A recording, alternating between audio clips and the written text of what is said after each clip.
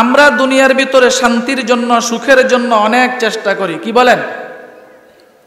5 বছর 10 বছর দেশের মায়া ত্যাগ করে, বাবা মার মায়া ত্যাগ করে, স্ত্রী সন্তানের মায়া ত্যাগ করে বিদেশের বাড়িতে থাকি, কিসের আশায়? শান্তির আশায়।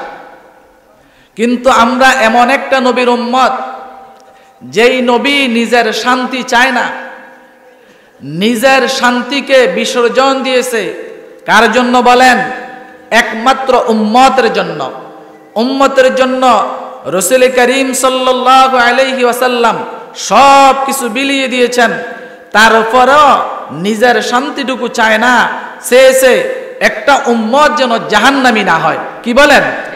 আমার একটা উম্মত যেন জাহান্নামের আগুনে না জ্বলে, নিজের সব কিছু উম্মতের জন্য বিলিয়ে দিয়েছেন। এটা কিসের কারণে? উম্মতের প্রতি নবীর ভালোবাসা থাকার কারণে, মুহাব্বত থাকার কারণে। বলেন তো, এক পক্ষ কি ভালোবাসা হয়?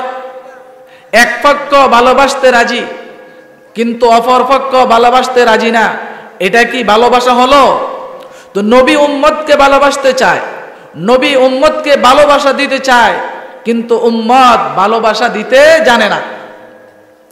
নবীর নবীয়তির 23 বছর জিন্দেগি শুধু উম্মতের জন্যই কাঁদছেন। কি বলেন? এখন নবী দুনিয়া বিলীন করে দিলেন একমাত্র উম্মতের জন্য।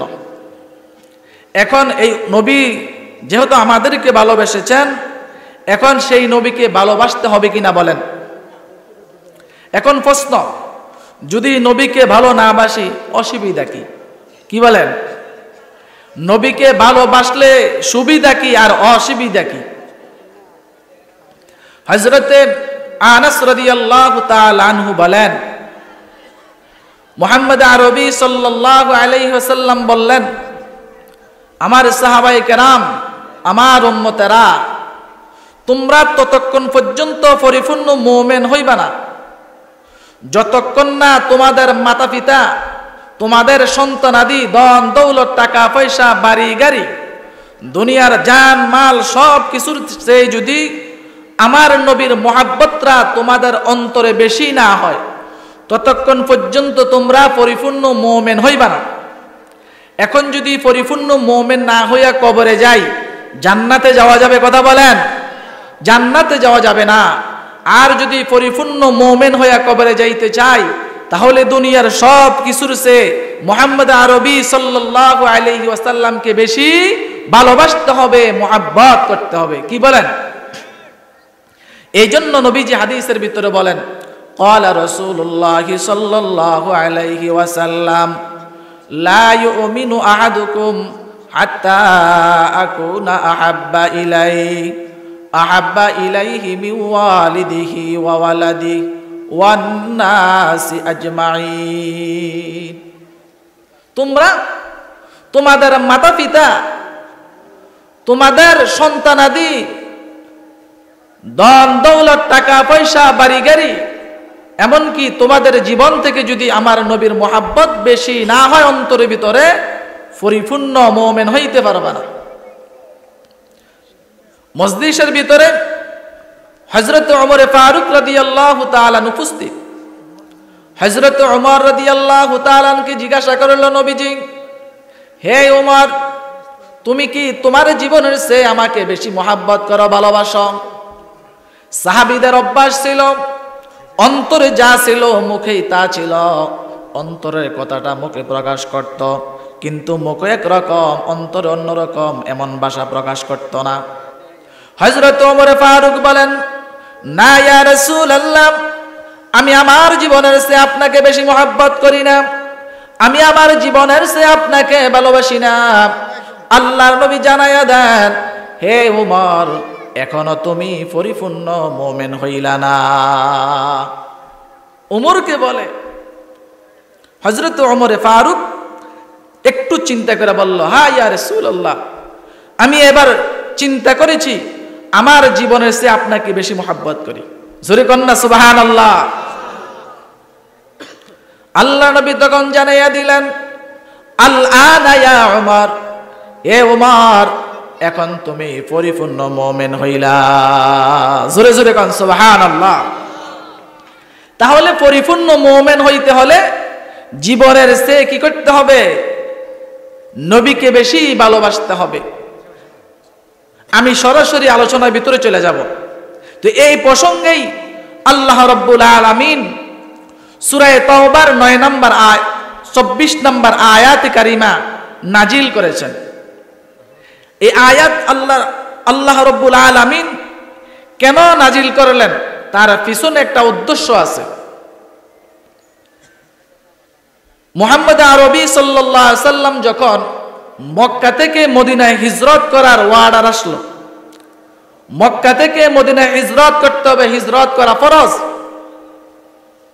তখন কিছু সংখ্যক মুমিন তারা মক্কা থেকে মদিনায় হিজরত করে না। মক্কা থেকে মদিনায় তারা কি করে না বলেন? হিজরত করে না। কেন করে নাই? দুনিয়ার লোভে পড়ে গেছে।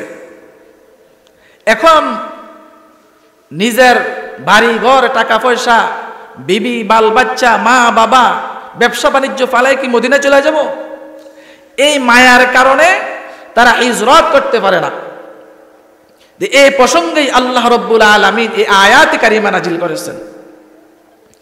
কুল ইন কানা আবাউকুম ওয়া আবনাউকুম ওয়া ইখওয়ানুকুম ওয়া আজওয়াজুকুম ওয়া আশীরাতুকুম ওয়া আমওয়ালুন ইকতারাফতুমুহা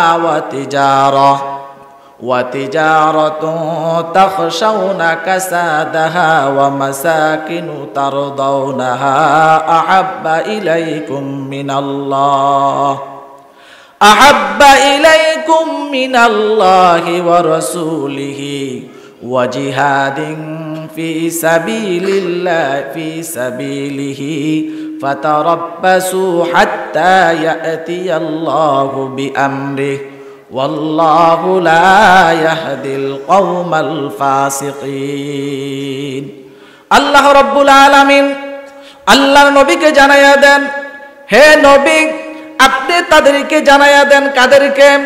যারা দুনিয়ার লোভে পড়েন, মক্কা থেকে যারা মদিনায় হিজরত করে নাই, আপনি তাদেরকে জানায়া দেন, তারা যদি তাদের মাতা পিতা থেকে, তাদের সন্তানাদি থেকে, তাদের জান মাল থেকে, তাদের টাকা পয়সা, তাদের বাড়ি গাড়ি, তাদের দ্বন্দ্বলত থেকে যদি আল্লাহ এবং আল্লাহর রাসূলকে যখন জিহাদের কথা আসবে, জিহাদকে তারা পিছে রেখে তারা দুনিয়ার সব কিছুকে মোহাব্বত করবে, আর আল্লাহ রাসূলের ভালোবাসাটা তাদের অন্তরে কম থাকবে, তাদেরকে আপনি জানায়া দেন তারা যেন আল্লাহর নির্দেশনার অপেক্ষা থাকে। কি কার নির্দেশনা বলেন? আল্লাহর নির্দেশনার অপেক্ষায় থাকে। এখন নির্দেশনা কি? তাফসীরের ইমাম মুজাহিদ রাহমাতুল্লাহ আলাইহি বলেন, এর ব্যাখ্যা হলো আল্লাহ রাব্বুল আলামিন এটা তাদেরকে বুঝাইয়া দিলেন, যেদিন মক্কা বিজয় হবে, মক্কা বিজয় হওয়ার পর ওই সমস্ত দুনিয়া লোভী লোকরা অপদস্থ হবে, অপমান হবে, তারা যেন এই শাস্তিটার জন্য অপেক্ষা করে। কিন্তু হযরত হাসান বসরি রাহমাতুল্লাহ আলাইহি বলেন, ওই শাস্তির অপেক্ষা এই কথাটা এই জন্য বলা হয়েছে তারা যেন আল্লাহর নির্দেশনার অপেক্ষা থাকে। আল্লাহ রাব্বুল আলামিন তাদেরকে শাস্তির ব্যবস্থা করবেন, এই শাস্তিটা দুনিয়াতেও হতে পারে, আখিরাতেও হতে পারে। তাহলে মূল কথা হলো, যারা আল্লাহ এবং আল্লাহ রাসূলের মায়া অন্তরে নিয়া মদিনা থেকে মক্কা থেকে মদিনায় হিজরত করতে পারে না, আল্লাহ রাব্বুল আলামিন জানাইয়া দিলেন তারা যেন শাস্তির অপেক্ষা করে। কিসের অপেক্ষা বলেন? শাস্তির অপেক্ষা করে। আল্লাহর তরফ থেকে শাস্তি আসবে, এটা ভোগ করতে হবে। এই আয়াত শুধু মক্কাবাসীর জন্য নয়, কিয়ামত পর্যন্ত যত মানুষ আসবেন তারা যদি তাদের জীবনের চেয়ে, তারা যদি তাদের মাতা পিতার চেয়ে, তাদের বিবি বাল বাচ্চার চেয়ে, টাকা পয়সার চেয়ে, বাড়ি গাড়ি চেয়ে যদি আল্লাহ এবং আল্লাহ রাসূলের মুহাব্বত আর ভালোবাসা অন্তরে বেশি না রাখতে পারে, তাহলে সকলেই আল্লাহর শাস্তি ভোগ করতে হবে। কথা বুঝলেন? এখন যদি আল্লাহ এবং আল্লাহ রাসূলকে আমাদের জীবনের চেয়ে, আমাদের মাতা পিতার চেয়ে, ধন দৌলতের চেয়ে যদি বেশি মহাব্বত না করতে পারি, কি ভোগ করতে হবে বলেন? শাস্তি ভোগ করতে হবে। প্রশ্ন, বলে হুজুর মাতা পিতার চেয়ে কেন আল্লাহ এবং আল্লাহ রাসূলকে বেশি মহাব্বত করব? কি বলেন, প্রশ্ন আসে কিনা? মাতা পিতার চেয়ে কেন আল্লাহ এবং আল্লাহ রাসূলকে বেশি মহাব্বত করব? এবার বুঝেন, কোন সন্তান যদি তার মাতা পিতার সাথে একবার বেয়াদবি করে, দুইবার বেয়াদবি করে, তিনবার বেয়াদবি করে, মা বাবা তাকে মাফ করে দেয়। কিন্তু বেয়াদবির সীমা যখন অতিক্রম করে, কোন মা বাবার গায়ের ভিতরে আক্রমণ করে বসে, তখন ওই সমস্ত মা বাবা রাগান্বিত হইয়া ওই সন্তানকে একেবারে বাড়ি থেকে বাহিরে করে দেয়। জোরে বলেন ঠিক কিনা? আরো জোরে বলেন ঠিক কিনা? মা বাবার গায়ের উপর হাত তোলার কারণে মা বাবা অনেক সময় আল্লাহর কাছে লানত করে, আল্লাহ তুমি আমার এই সন্তানের মুখ আর কোনোদিন দেখায়ও না। আয় আল্লাহ, যেই সন্তান আমার উপর আক্রমণ করলো, আমার শরীর থেকে রক্ত ঝরাইলো, যে আমাকে আঘাত করলো, আয় আল্লাহ এমন নাফরমান সন্তানের চেহারা তুমি আর আমারে কোনোদিন দেখায়ও না। এই সন্তানকে এই কথা বললাম, বাড়ি থেকে তাড়াইয়া দেয়। জোরে বলেন ঠিক কিনা? তাহলে সন্তানের উপর আক্রমণ করার কারণে একবার, দুইবার, তিনবার, বারবার যখন মা বাবাকে অন্যায়, মা বাবার সাথে অন্যায় করে, মা বাবাকে কষ্ট দেয়, মা বাবার উপর যখন এক পর্যায়ে আক্রমণ করে বসে, মা বাবা আর বরদাস্ত করতে পারে না, সন্তানকে বাড়ি থেকে তাড়াইয়া দেয়। কিন্তু আমার আর আপনার নবী, হায়াতুন নবী, জিন্দা নবী মুহাম্মদ আরবি সাল্লাল্লাহু আলাইহি ওয়াসাল্লাম যখন তায়েফের ময়দানে গেলেন, কাফেরদেরকে কালেমার দাওয়াত দিলেন। তায়েফবাসীরা কালেমা গ্রহণ করে না, কিন্তু তায়েফের যুবকদেরকে পাথর দিয়ে লেলিয়ে দিল। যাও মুহাম্মদকে পাথর মেরে, পাথর আঘাতে দুনিয়া থেকে বিদায় করে দাও। এই মুহাম্মদ তোমাদের বাপদাদার ধর্মকে দুনিয়া থেকে বিদায় করার জন্য নতুন কালেমার মিশন নিয়ে এসেছে। বলছি কিনা বলেন? তখন মক্কার এই যুবকেরা, মক্কার ছেলেরা নবীকে পাথর মারার জন্য যখন আগে আসলো, নবী মুহাম্মদুর রাসূলুল্লাহ সাল্লাল্লাহু আলাইহি ওয়াসাল্লামের সফর সঙ্গী ছিল হযরতে যায়েদ, নবীজির পালক পুত্র হযরতে যায়েদ। আল্লাহর নবী হযরতে যায়েদকে বলতেছে, ও যায়েদ, দেখো কাফের ছেলেরা পাথর নিয়ে আমাদের দিকে আসতেছে, তারা পাথরের আঘাতে আমাকে দুনিয়া থেকে তারা বিদায় করে দিবে। হযরতে যায়েদ বলতেছে, ইয়া রাসূলুল্লাহ, ইয়া হাবিবাল্লাহ, আমার যায়েদের গায়ের ভিতরে এক বিন্দু রক্ত থাকা পর্যন্ত তারা নবীর চেহারার ভিতরে পাথর মারতে পারবে না। জোরে কোন সুবহানাল্লাহ।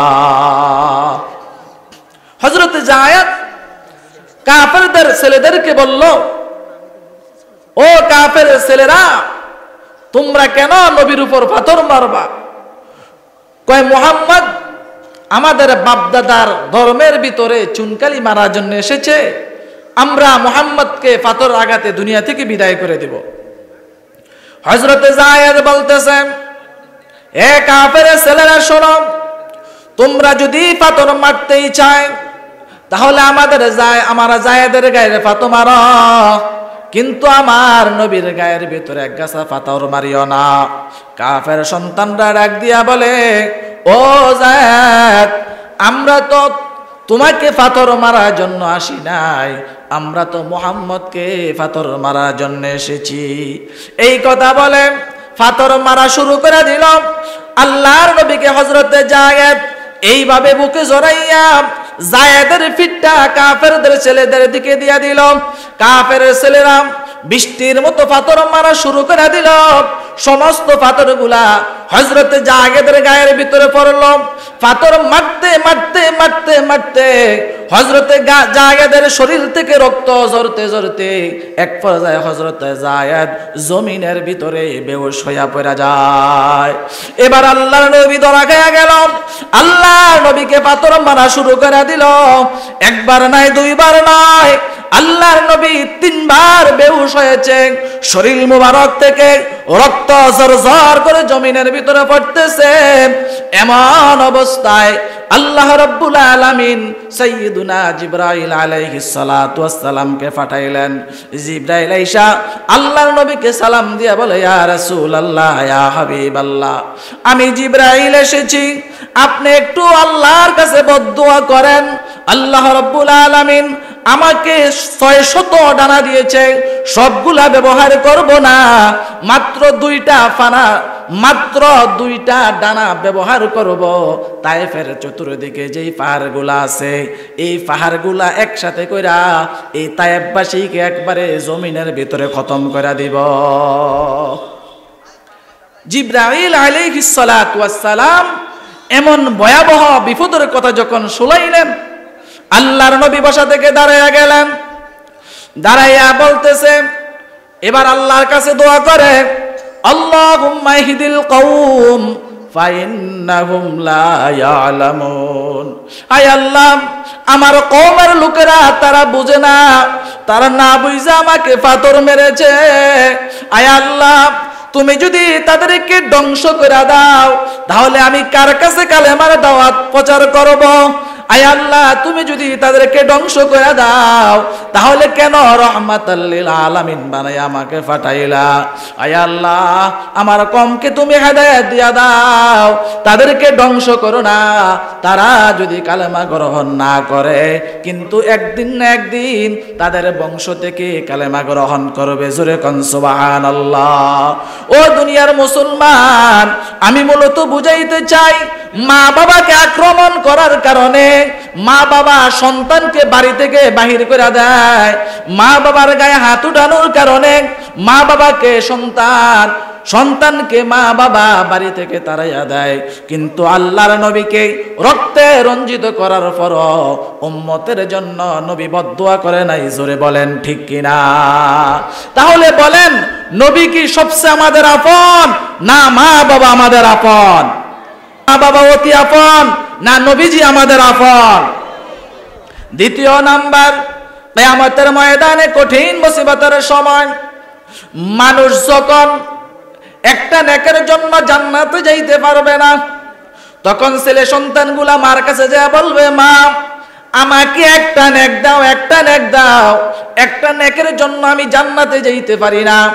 মা বলবে আরে দুনিয়ার ভিতরে তো আমার তো বিবাহ শাদী হয় নাই, কি তুমি আমার সন্তান? না, তুমি আমার সন্তান না। বাবার কাছে যাবে, বাবাও অস্বীকার করে বসবে। সর্বশেষ অবস্থায় নবী মুহাম্মদুর রাসূলুল্লাহ সাল্লাল্লাহু আলাইহি ওয়াসাল্লামের কাছে যখন যাবে, আল্লাহর নবী ডাক দিয়ে বলবে, উম্মত আমি তো তোমাদের অপেক্ষায় আছি। জোরে কোন সুবহানাল্লাহ। আল্লাহর নবী মাকামে মাহমুদের ভিতরে সিজদায় পড়ে যাবে।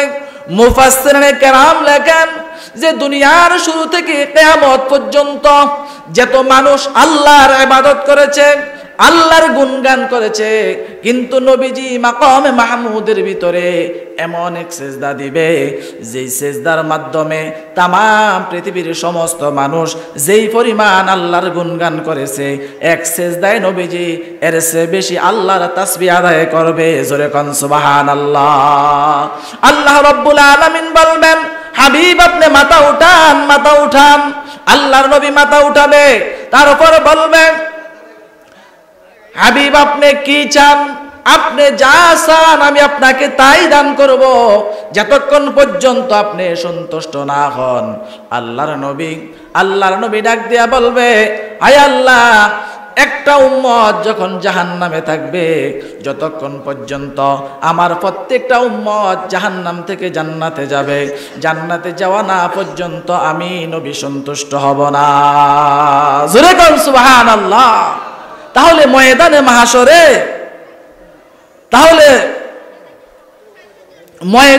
মাহশরে বাবা মা সন্তানের পরিচয় দেবে না, কিন্তু নবীজি বলবে আমি তোমাদের জন্য অপেক্ষা করতেছি। তাহলে বলেন দুনিয়ার মা বাবা আপন না নবীজি আমাদের সবচেয়ে বেশি আপন? তাহলে নবীকে কি বেশি মোহাব্বত করব না মা বাবাকে বেশি মোহাব্বত করব? তাহলে যিনি বিপদের বন্ধু আমার, ওনাকেই বেশি মোহাব্বত করতে হবে। তো এই জন্যই আল্লাহ রব্বুল আলামিন বলেন যে তুমি তোমার মাতা পিতার থেকে আল্লাহ এবং আল্লাহ রসুলকে বেশি মোহাব্বত করতে হবে, বেশি ভালোবাসতে হবে। জোরে বলেন সুবহানাল্লাহ। আমরা আমাদের মাতা পিতার চেয়ে নবীকে বেশি মোহাব্বত করতে রাজি আছি তো ইনশাআল্লাহ? আল্লাহ সকলকে তৌফিক দান করো, সকলে বলি আমিন। ভাইয়েরা আমার, আসলেই লম্বা আলোচনা করা যাবে না। আল্লাহ রব্বুল আলামিন তারপর বলেন যদি তোমরা নবীর সাথে মোহাব্বত রাখো তাহলে তোমাদের লাভটা কি হবে? যদি ভালোবাসি, নবীকে কেন ভালোবাসবো বাবা মার চেয়ে বেশি? একটা উদাহরণ তো দিলাম, বুঝলেন তো? এখন নবীকে যদি বেশি মোহাব্বত করি আমাদের লাভটা কি হবে? আল্লাহর হাবিব বলেন ক্বালা রাসূলুল্লাহ সাল্লাল্লাহু আলাইহি ওয়াসাল্লাম মান আহাব্বা সুন্নতি ফাকাদ আহাব্বানি ওয়া মান আহাব্বানি কানা মাইয়া ফিল জান্নাহ। যে আমার সুন্নতকে মোহাব্বত করবে, যে আমার সুন্নতকে ভালোবাসবে, সে আমার নবীকেই ভালোবাসলো, সে আমার নবীকেই মোহাব্বত করলো।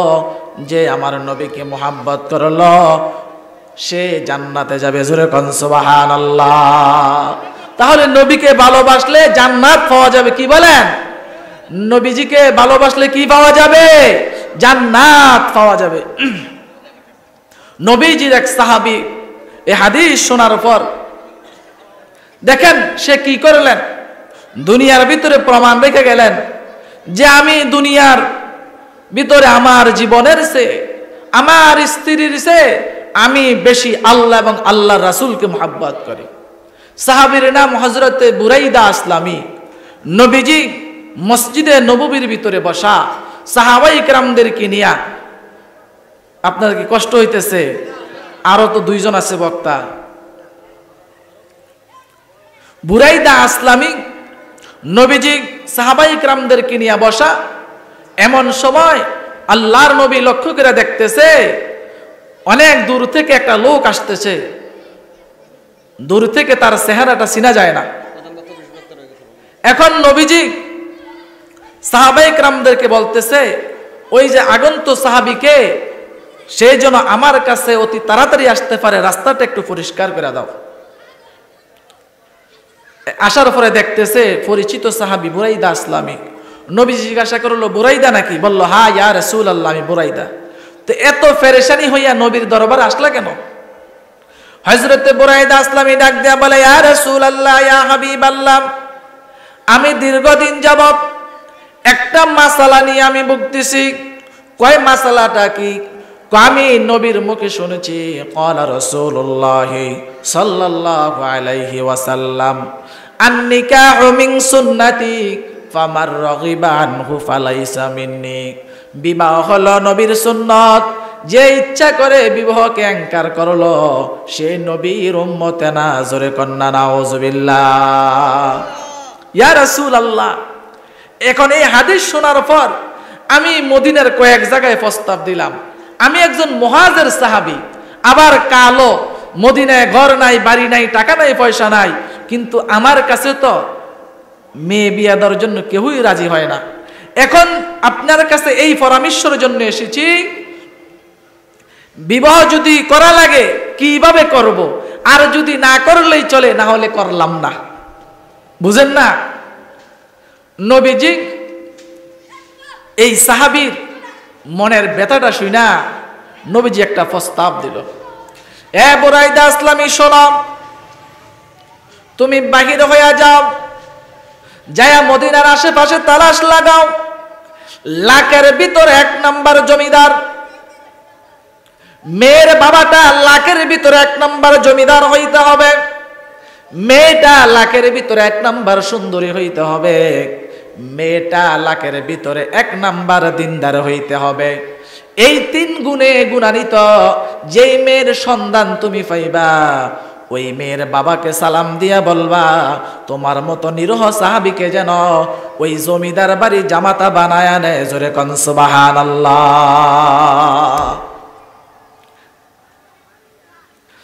আল্লাহর নবীর সাহাবীর বুরাইদা আসলামীর ইয়াকিনের বিশ্বাস যে আসলে এইটা বিশ্বাস হোক আর নাই হোক, যেহেতু নবীর জবান দিয়া বাহির হইয়া গেছে কথাটা, এই কথাটা বাস্তবায়ন করার দায়িত্ব হলো আল্লাহর। জোরে বলেন সুবহানাল্লাহ। বুরাইদা আসলামী দৌড়ায়, সাহাবায়ে কেরাম জিজ্ঞাসা করেন, ও বুরাইদা আসলামী কোথায় যাচ্ছ? কয় এই 3 গুণের গুণান্বিত একটা মেয়ে তালাশ করতেছি। কয় কার জন্য? কয় আমার জন্য। কয় তুমি যেই স্বপ্ন দেখো এই স্বপ্ন তো বাস্তবায়ন হবে না। বুরাইদা আসলামী ডাক দিয়া বলে, আরে বাস্তবায়ন হোক আর না হোক, দৌড়ানোর দায়িত্ব হলো আমার, আর এই কথাটাকে বাস্তবায়ন করার দায়িত্ব হলো আসমানওয়ালা আল্লাহর। জোরে কোন সুবহানাল্লাহ। একটু দূরে যাইয়া সংবাদটা পাইছে, লাখের ভিতরে 1 নাম্বার জমিদার বাবা, মেয়েটা 1 নাম্বার দিনদার, লাখের ভিতরে আবার 1 নাম্বার সুন্দর। মেয়ের বাবাকে সালাম দিয়া বলল, আমি নবীজির দরবার থেকে এসেছি, আমি একজন মুহাজির সাহাবী, মদিনায় ঘর নাই, বাড়ি নাই, টাকা নাই, পয়সা নাই, কিন্তু নবীজি বলেছে আমার মতো নিরহ সাহাবীকে আপনার মতো জমিদার মেয়েটা বিবাহ দিয়া এই জমিদার বাড়ির জামাতা বানানোর জন্য। জোরে কোন সুবহানাল্লাহ। এখন মেয়ের বাবাটা কথাটা শুইনা মাথাটা গরম হয়ে গেছে, বলতেছে, বুরাইদা তুমি কি জানো আমি কত বড় জমিদার? কয় হ্যাঁ জানি। আমার মেয়েটা যে লাখের ভিতরে 1 নাম্বার সুন্দর তুমি কি জানো? কয় হ্যাঁ জানি। আমার মেয়েটা যে কত বড় দিনদার তুমি জানো? কয় হ্যাঁ জানি। তাহলে তোমার মতো নিরহ সাহাবীকে আমি আমার জমিদার বাড়ি জামাতা বানানোর জন্য প্রস্তাব দিয়েছ? মেয়ের ব্যাপারে আমি হইলাম গার্জিয়ান, আমার সিদ্ধান্ত চূড়ান্ত সিদ্ধান্ত, মেয়ের ব্যাপারে আমি নবীজির কথা রাখতে পারলাম না। জোরে কন্না নাউজুবিল্লাহ। এরকম আসেনি মানুষ? কথা বলেন, আরে আসেনি? কথা বলেন। সময় তো কম, উদাহরণ তো দিতে পারতাম না। এখন এই কথাটা বলার পর জোরে একটা ধমক দিছে, বুরাইদা আসলামী সোজা নবীজির দরবারে রওনা। বাড়িতে যে একজন মেহমান এসেছে এইটা ওই যে মেয়েটা একটু বুঝতে পারছে। যাওয়ার পর মেয়ে ডাক দিয়ে বলতেছে, বাবা আমাদের বাড়িতে কি কোনো মেহমান আসছে? হ্যাঁ। কে একটু জানতে পারি? হ্যাঁ, বুরাইদা আসলামী নামে একজন নিরহ সাহাবী। কি জন্য এসেছে? কয় মা, সে এমন এক প্রস্তাব নিয়ে এসেছে, আমার মতো জমিদারের মেয়ে তোমার মতো 1 নাম্বার দিনদার 1 নাম্বার রূপসী মেয়েকে বিবাহ করে এই জমিদার বাড়ির জামাতা হওয়ার জন্য এসেছে। তা আপনি কি বলছেন? কয় আমি একটা ধমক দিয়া ফাটাই দিছি, ওই যে চলে যেতেছে।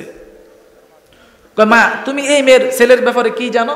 কয় আমি জানি নিরহ একজন সাহাবী, মদিনার ভিতরে বাড়ি নাই, গাড়ি নাই, দেখতে শুনতে তেমন ভালো না। কয় মা তুমি আমার মনের কথাটা বুঝছো? মেয়ে আবার প্রশ্ন করতেছে, বাবা আমি একটা কথা জিজ্ঞাসা করতে চাই, আপনি কি বুরাইদা আসলামীকে জিজ্ঞাসা করেছেন এই যে বুরাইদা আসলামী জমিদার বাড়ির জামাতা হওয়ার জন্য এসেছে, এটা কি বুরাইদার প্রস্তাব না নবী মুহাম্মদুর রাসূলুল্লাহর প্রস্তাব? জোরে কোন সুবহানাল্লাহ। মেয়ের বাবা ডাক দিয়া বলে, মা আমি যেতটুকু জানতে পারলাম এটা নাকি নবী মুহাম্মদুর রাসূলুল্লাহ সাল্লাল্লাহু আলাইহি ওয়াসাল্লামের প্রস্তাব। এবার মেয়ে ডাক দিয়া বলে, বাবা একটু আগে যে আমি বুরাইদার যেই পরিচয়টা আপনাকে দিয়েছি এটা সম্পূর্ণ ভুল পরিচয় দিয়েছি। এ বাবা নতুন করে বুরাইদা আসলামীর পরিচয়টা আমার কাছ থেকে নিয়ে দেন। এই দুনিয়ার ভিতরে বুরাইদা আসলামীর মতো এত বড় জমিদার জমিনের ভিতরে নাই। বুরাইদা আসলামীর মতো এত বড় সম্রাট, এত বড় দিনদার, এত বড় সুন্দর এই দুনিয়ার ভিতরে নাই। জোরে কোন সুবহানাল্লাহ। বাবা ডাক দিয়া কর জিজ্ঞাসা করে, মা একটু আগে নাই তুমি বললা বুরাইদা আসলামী নিরহ সাহাবী, এখন তোমার বক্তব্যটা পাল্টাইলা কেন? এবার মেয়েটা ডাক দিয়া বলতেছে, বাবা যেই লোকটাকে, যেই ছেলেটাকে এই জমিদার বাড়ির জামাতা হিসাবে নবী মুহাম্মদুর রাসূলুল্লাহ সাল্লাল্লাহু আলাইহি ওয়াসাল্লাম পছন্দ করেছে, নবী মুহাম্মদুর রাসূলুল্লাহর পছন্দের এর সে ভালো পছন্দ এই দুনিয়ার ভিতর আর কারো হতে পারে না। জোরে বলেন ঠিক কিনা? এ বাবা শুনে রাখেন, আল্লাহ রাব্বুল আলামিন বুরাইদার আসলামীকে সারা এই বাড়ির জামাতা হওয়ার জন্য কাউকে জমিনে বানায় না। এ বাবা আপনি অন্যায় করেছেন, অপরাধ করেছেন, তাড়াতাড়ি বুরাইদা আসলামীকে নিয়ে আসেন। আমি বিবাহের সাজে সজ্জিত হইয়া আমি বসে গেলাম, বুরাইদা আসলামীকে নিয়ে আসেন, আমি বুরাইদা আসলামীর সাথে বিবাহ বন্ধনে আবদ্ধ হয়ে যাব। জোরে কোন সুবহানাল্লাহ। মেয়ের কথাটা শুইনা বাবা এবার নিজের ভুলটা বুঝতে পারলো। আরে আমি নবীর কথাকে অমান্য করেছি, দৌড়াইয়া নবীজির দরবারে গেল, নবীজির হাতে পায়া ধরা বলতেছে, ইয়া রাসূলুল্লাহ আমি অন্যায় করেছি, বুঝতে পারি না, ইয়া রাসূলুল্লাহ তাড়াতাড়ি বুরাইদা আসলামীকে আমার বাড়িতে পাঠাইয়া দেন। যত তাড়াতাড়ি বুরাইদা আসলামী আমার বাড়িতে যাবে অত তাড়াতাড়ি নবীর আদর্শটা বাস্তবায়ন হবে। জোরে কোন সুবহানাল্লাহ। লম্বা সূরা। তারপর নবীজি বলল, ও সাহাবায়ে কেরাম তোমরা সকলেই বুরাইদা আসলামীকে দান করো, এই পরিমাণ দান করো যেহেতু বুরাইদা আসলামী জমিদার বাড়ি জামাতা হওয়ার জন্য যাইতেছে, জমিদার স্টাইলে না গেলে মেয়েটার তো ইজ্জত বাঁচবে না। জোরে বলেন ঠিক কিনা? এই পরিমাণ দান করছে, একটা বস্তা ফুরাইয়া টাকা নিয়ে বাজারে রওনা। বিবাহর সদাই করবে, মনে কত আনন্দ, বন্ধু বান্ধবরা আনন্দ দেয়, আরে বুরাইদা আসলামী তোমার যে কপাল কত ভালো, 1 নাম্বার দিনদারের সাথে তোমার বিবাহ হবে, 1 নাম্বার জমিদারের মেয়ের তুমি বিবাহ করবা, 1 নাম্বার জমিদার বাড়ির জামাতা তুমি হইবা। কত আনন্দ দিতেছে। বিবাহর সদাই করে যখন শ্বশুর বাড়ির দিকে রওনা, এমন সময় কোথায় থেকে জানি একটা আওয়াজ আসলো, আল জিহাদ ফি সাবিলিল্লাহ। আরে মদিনার বাজারের ভিতরে কে আছো নবীর প্রেমিক? জিহাদের ময়দানে সাহাবায়ে কেরাম মাইর খাইতেছে, জিহাদের ময়দানে সাহাবায়ে কেরাম রক্তে রঞ্জিত হইয়া যাইতেছে। যদি কোনো বীর সেনা থাকে তাহলে ইসলামের পক্ষে তরবারিটা ধইরা ইসলামের পতাকাটা উড়াইয়া ধরো। জোরে কোন সুবহানাল্লাহ। এই আওয়াজটা যখন বুরাইদা আসলামীর কানে যায়, বুরাইদা আসলামী শ্বশুর বাড়িতে না যাওয়া, বুরাইদা আসলামী শ্বশুর বাড়ির রাস্তাটা বর্জন করে আবার মদিনার দিকে চলে আসলো। আয়েশা দোকানদারকে বলতেছে, ভাই আমার সদাই গুলা রাইখা দেন, আমার টাকাটা ফিরাইয়া দেন। বুরাইদা আসলামী টাকাটা হাতে নিয়া একটা ঘোড়া ক্রয় করলো, একটা তরবারি কিনলো, সোজা শ্বশুর বাড়ি বদলতে জিহাদের ময়দানে চলে গেল। জোরে কোন সুবহানাল্লাহ। হযরত বুরাইদা আসলামী আল্লাহু আকবার বলে কাফেরদের উপর আক্রমণ শুরু করে দিল। কিন্তু এতক্ষণ কাফেররা দুর্বল ছিল। এই বীর সেনা যখন জিহাদের ময়দানে রওনা হয়ে গেল, জিহাদের ময়দানে যখন তরবারি ঘোরানো শুরু করে দিল, কাফেরদের গর্দান উড়ে শুরু করে দিল। কাফেররা চিন্তা করলো, এই বীর সেনাকে যদি এই মুহূর্তে খতম না করা হয় তাহলে জিহাদের ময়দানে একজন কাফেরকে জীবিত রাখবে না। জোরে কোন সুবহানাল্লাহ। সকলেই মিলে আক্রমণ করে বুরাইদা আসলামীকে শাহাদাত করে দিল। জোরে কোন সুবহানাল্লাহ। বুরাইদা আসলামীর উসিলায় জিহাদের ময়দানে সাহাবায়ে কেরাম বিজয়ের পতাকা উড়াইল। জোরে কোন সুবহানাল্লাহ। এখন নবীর কাছে খবর গেছে, কে আহত কে নিহত এই সংবাদটা পৌঁছাইছে। কিন্তু একটা সংবাদ গেল, ইয়া রাসূলুল্লাহ বুরাইদা আসলামী তো শ্বশুর বাড়ি যাওয়ার কথা, কিন্তু বুরাইদা আসলামী তো জিহাদের ময়দানে শাহাদাত বরণ করেছে। নবীজি কথাটা শুনে না বরদাস্ত করতে পারে না।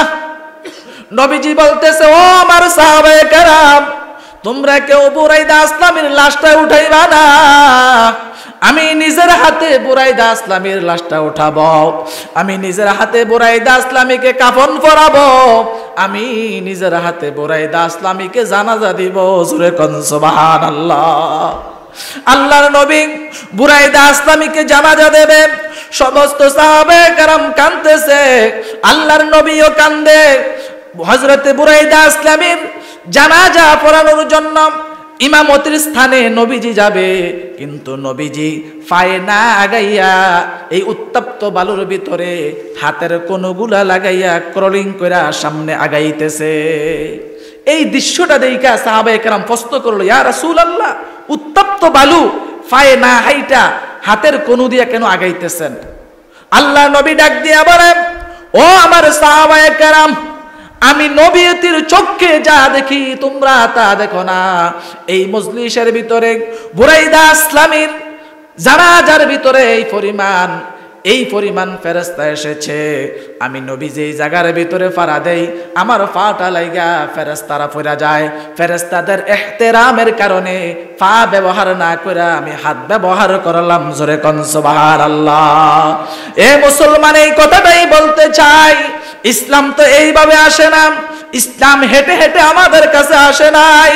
আল্লাহর নবীর তাজা রক্তের বিনিময়, বুরাইদা আসলামীর মতো সাহাবীদের তাজা রক্তের বিনিময় আজকে এই জায়গা পর্যন্ত ইসলাম এসেছে। জোরে বলেন ঠিক কিনা?